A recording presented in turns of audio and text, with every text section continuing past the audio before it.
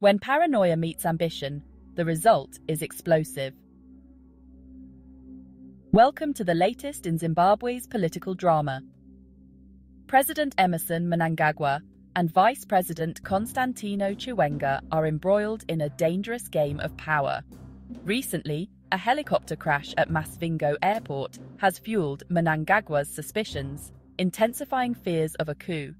Though he wasn't on board, the crash has become a central issue, with Mnangagwa openly questioning Chiwenga's knowledge of the event.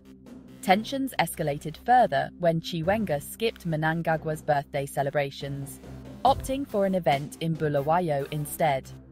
This absence was seen as a deliberate snub, deepening the rift between them.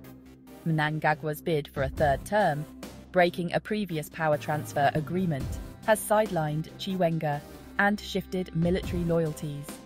Senior commanders' absence from Mnangagwa's birthday in favor of Chiwenga's event signals a brewing storm. With Mnangagwa growing increasingly paranoid and Chiwenga feeling marginalized, Zimbabwe's political future hangs in the balance. Stay tuned, the stakes couldn't be higher. Nishki.